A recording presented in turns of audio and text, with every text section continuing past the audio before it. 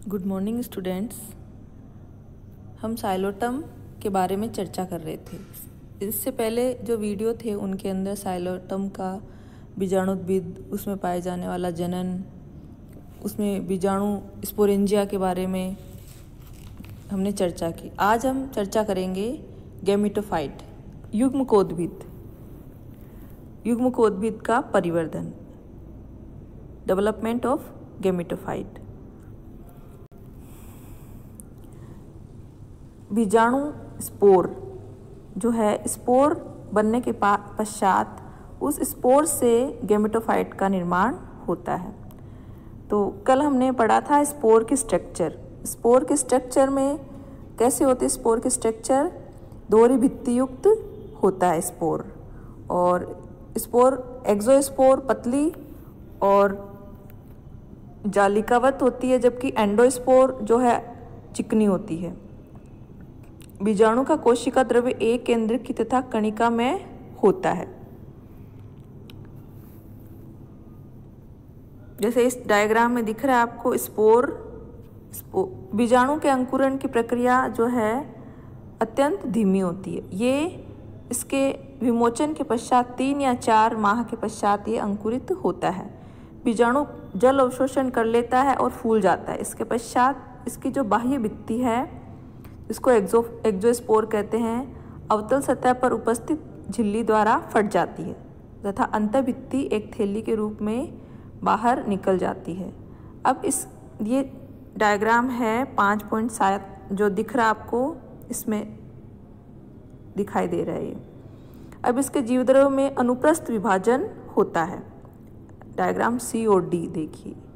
अनुप्रस्थ विभाजन के होने के बाद में इसमें अपर सेल ऊपरी कोशिका एवं आधारी कोशिका बेसल सेल दिखाई दे रही है। सी में देखिए, बाह्य कोशिका में तिर्यक विभाजन होता है। ऑब्लिक डिवीजन होने पर एक पिरामिडीय आकार की एपिकल कोशिका में विभेदित हो जाता है, और शीर्षस्थ कोशिका 3 तलों में बारंबार विभाजित होती है, और जिससे बहुकोशिक संतति का निर्माण हो जाता है। इसमें अंतःपादपी कवक एंडोफाइटिक फंगस एंटर कर जाती है। डायग्राम E, माइकोराइजा इसमें एंटर करी हुई है। यह संहति अंततः युग्मकोद्भिद में परिवर्तित हो जाती है। इससे गैमेटोफाइट बन जाता है। ये जो गैमेटोफाइट इसमें आपको दिख रहा है F, इसके स्ट्रक्चर किस तरह से है? Structure of gametophyte. परिपक्व युग्मकोद्भिद वृक्षों की छाल, चट्टानों की दरारें अथवा मृत कार्बनिक पदार्थों की सतह के नीचे सेप्रोफाइटिक रूप में पाया जाता है। यह सरल मृदुतकी लगभग 20 मिलीमीटर लंबा और 0.5 से 2.5 mm व्यास का तथा पीली भूरे रंग का या रंगहीन होता है। सामान्यतः गैमेटोफाइट द्विभाजी शाखित होता है, परंतु कभी कभी शीर्षस्थ कोशिका के क्षतिग्रस्त होने पर यह अनियमित पालित दिखाई देता है। युग्मकोद्भिद की सतह पर अनेक एकोशिक मूलाभास तथा जन्नांग उपस्थित होते हैं। जैसे इस डायग्राम F में देखिए, इसमें राइजोइड्स दिख रहे हैं आपको। युग्मकोद्भिद की इंटरनल स्ट्रक्चर देखें हम, तो इसमें वलकुट तथा रंभ में ये विभेदित होता है। बाह्य त्वचा मृदुत की कोशिकाओं की एक परत होती है तथा इस पर एक कोशिक मूलाभास विकसित होते हैं। वलकुट बहुस्तरीय तथा रंगहीन मृदुत की कोशिकाओं से बना होता है। इसकी कोशिकाओं में अंतःपादपी कवक मूल पाया जाता है। एंडोफाइटिक माइकोराइजा पाया जाता है। यह फ्लोएम से घिरे वलयाकार अथवा सीढ़ीनुमा वाहिनिकाओं से बना होता है। रंभ अनेक छोटे छोटे खंडों से टूटा होता है। इस तरह से ये सक्रिय वृद्धि के समय शीर्ष वृद्धि के साथ साथ समनुत्तकों का विभेदन होता है, जबकि निष्क्रिय वृद्धि के समय समनुत्तक नहीं बनते। इस प्रकार की वृद्धि के फलस्वरूप अविच्छिन्न ठोस रंभ का निर्माण होता है। तो इस तरह से ये युग्मकोद्भिद की संरचना है। अब युग्मकोद्भिद की संरचना, इसके ऊपर किस तरह से जननांगों का निर्माण होता है। सेक्स ऑर्गन्स किस तरह से बनते हैं? साइलोटम का युग्मकोद्भिद उभयलिंगाश्री होता है। पुधानी एवं स्त्रीधानी दो तरह के इसमें जननांग पाए जाते हैं। युग्मकोद्भिद की सतह पर मिश्रित रूप में बिखरे हुए ये पाए जाते हैं। पुधानियों की संख्या स्त्रीधानियों से अधिक होती है तथा ये पहले विकसित होते हैं। आपको ये जो डायग्राम दिख रहा है ये पुधानी का विकास की अलग अलग अवस्थाएं हैं। तो पुधानी का विकास किस तरह से होता है? पुधानी का विकास युग्मकोद्भिद की सतही कोशिका से होता है, अर्थात वृद्धि बिंदु के पीछे स्थित कोई सतही कोशिका पुधानी प्रारंभिका का कार्य करती है। एंथ्रीडियल पुधानी प्रारंभिका या एंथ्रीडियल इनिशियल में परिणतिक विभाजन होता है। इसके बाद में जैकेट प्रारंभिक व भीतरी प्राथमिक पूजनक कोशिका बनती है। जैकेट प्रारंभिक अपनतिक विभाजनों द्वारा पुधानी की एक स्तरीय जैकेट का निर्माण होता है, जैसा इस डायग्राम में दिखाई दे रहा है। प्राथमिक पूजनक कोशिका में प्रथम विभाजन उदग्र भित्ति के द्वारा होता है तथा इसके पश्चात होने वाले विभाजन विभिन्न तलों में होते हैं। इन विभाजनों के फलस्वरूप अनेक एंड्रोगोनियल सेल्स बन जाती है, जैसे कि डायग्राम ई में दिख रही है, डी में दिख रही है। इन कोशिकाओं की अंतिम पीढ़ी जो है वो एंड्रोसाइट्स सेल्स होती। इन एंड्रोगोनल सेल्स से एंड्रोसाइट्स का निर्माण होता है। पूर्व पुंमणु कोशिकाएं कायांतरण के द्वारा सर्पिलाकार कुंडलित बहुकशाभिकी एंथेरोजोइड्स का निर्माण करती है, पुंमणु का निर्माण करती है। स्ट्रक्चर ऑफ एंथ्रीडियम, पुधानी की संरचना। जैसे पुधानी की संरचना है वो है एच डायग्राम देखिए। परिपक्व पुधानी एच में दिखाई दे रही है और आई में पुंमणु दिखाई दे रहा है। पुधानी की संरचना, परिपक्व पुधानी सूक्ष्म लगभग गोलाकार संरचना होती है तथा युग्मकोद्भिद की सतह पर एक उभार के रूप में दिखाई देती है। पुधानी का आमाप लगभग 60 से 120 माइक्रोन तक होता है। ये एक स्तरीय जैकेट द्वारा आवृत रहती है। इसके शीर्ष पाद एक बहुपृष्ठीय प्रच्छद कोशीय अपरकुलर सेल जिसको बोलते हैं में विभेदित होता है। पुधानी में अनेक बहुकशाभिक एवं सर्पिल रूप से कुंडलित एंथेरोजोइड्स पाए जाते हैं, जैसे कि एच में दिखाई दे रहे हैं और एक पुंमणु आई में दिखाई दे रहा है। पुंमणुओं के विमोचन के पश्चात पुधानी की जैकेट नष्ट हो जाती है। इस तरह से ये परिपक्व पुधानी और पुधानी का विकास और पुंमणु का डायग्राम दिखाई दे रहा है। आगे स्त्रीधानी, जिस तरह से पुधानी का विकास होता है वैसे ही स्त्रीधानी का विकास भी होता है। इस डायग्राम में देखिए स्त्रीधानी विकास की डिफरेंट अवस्थाएं हैं। डेवलपमेंट ऑफ आर्किगोनिया, आर्किगोनियम स्त्रीधानी को कहते हैं। पुधानी के समान स्त्रीधानी का विकास भी सुपरफिशियल सेल से होता है। इसे स्त्रीधानी प्रारंभिका कोशिका कहते हैं, जैसे कि ए में देखिए आर्किगोनियल इनिशियल। स्त्रीधानी प्रारंभिक एक परिणतिक विभाजन द्वारा बाह्य प्राथमिक आवरण कोशिका प्राइमरी कवर सेल तथा निचली सेंट्रल सेल केंद्रीय कोशिका बनाती है। प्राथमिक आवरण कोशिका में एक दूसरे के समकोण पर दो उदग्र विभाजन होते हैं, जिससे 4 नेक इनिशियल बनती है। इनमें अनुप्रस्थ विभाजन से 4 उदग्र पंक्तियों की 4 से 7 कोशिका ऊंचाई की नेक का विकास होता है, जैसे डायग्राम डी में देखिए। केंद्रीय कोशिका अनुप्रस्थ विभाजन द्वारा ऊपरी प्राथमिक ग्रीवा नाल कोशिका प्राइमरी नेक कैनाल सेल तथा आधारी प्राथमिक अंडदा कोशिका प्राइमरी वेंट्रल सेल बनाती है। प्राथमिक ग्रीवा नाल कोशिका का केंद्रक विभाजन होकर 2 ग्रीवा नाल कैनाल कोशिका नेक कैनाल सेल बनाती है, जैसे डायग्राम ई में देखिए। दोनों केंद्रक मात्र कोशिका भित्ति के द्वारा परिबद्ध रहते हैं।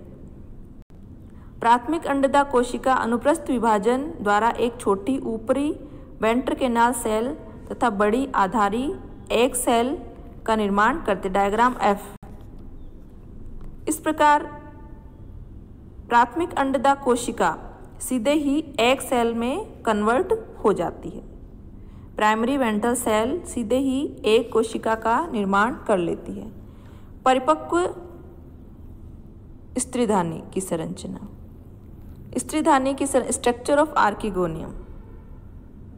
एफ जो है परिपक्व स्त्रीधानी युग्मकोद्भिद प्रोथेलस में लगभग पूर्णतः अंतःस्थापित होती है, परंतु ग्रीवा भाग सतह पर ये प्रोजेक्टेड रहता है, प्रक्षेपित रहती है। ग्रीवा 4 उदग्र कोशिका पंक्तियों से निर्मित होती है तथा प्रत्येक पंक्ति 4 से 7 कोशिकाओं द्वारा निर्मित होती है। ग्रीवा में एक द्विकेंद्र की ग्रीवा नाल कोशिका नेक कैनाल सेल स्थित होती है।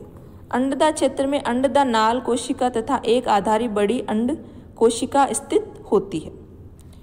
तो इस तरह से इसकी ये संरचना है, जिसमें एक सेल, वेंट्रल कैनाल सेल और कवर सेल इसमें दिख रही है। इसके बाद में फर्टिलाइजेशन, निषेचन की क्रिया।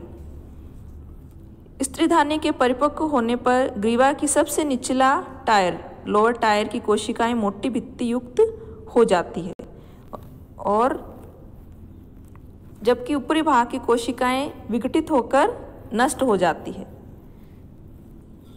आधारी सोपान की मोटी भित्ति युक्त कोशिकाएं बची रहती है।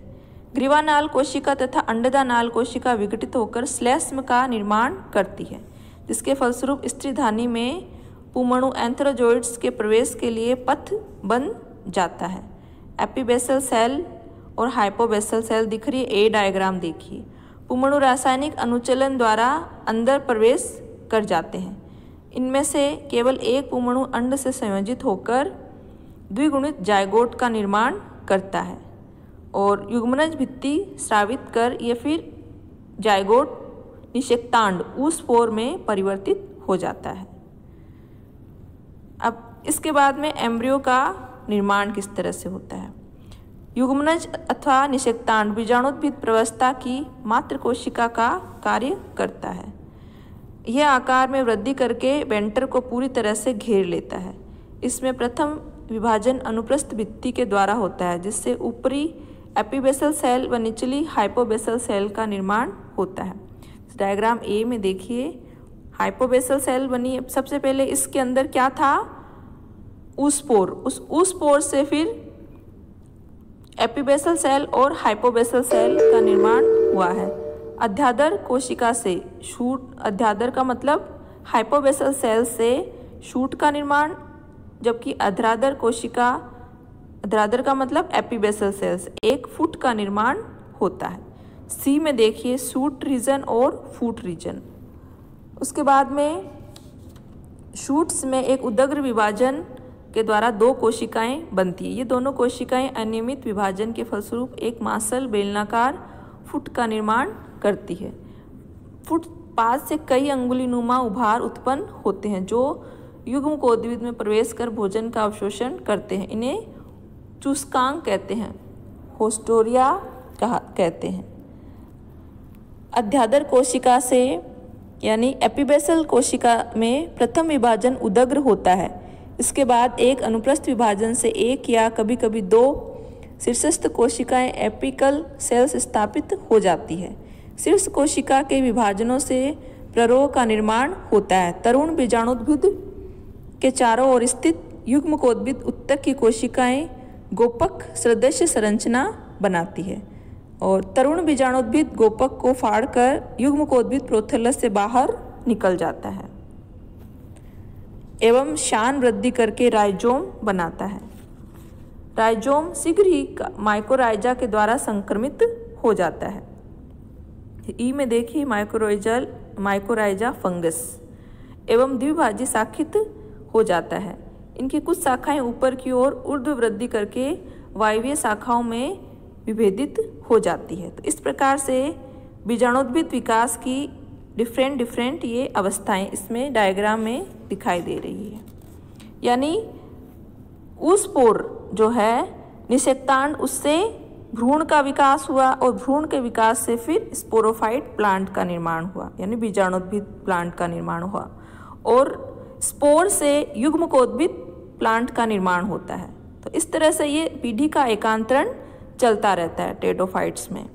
स्पोर से क्या बनेगा, युग्मकोद्भिद, और युग्मकोद्भिद के ऊपर क्या बनता है, ऊस्पोर निषेक्तांड, और उस निषेक्तांड से भ्रूण बनेगा और भ्रूण से स्पोरोफाइट प्लांट का निर्माण होता है। तो इस तरह से आप इस वीडियो को पढ़िए और सुनिए, याद करने की कोशिश करिए, बुक्स ले आइए मार्केट से, और इस कोरोना काल में घर पे रहिए, सेफ रहिए, use mask, use sanitizer, take care, bye bye.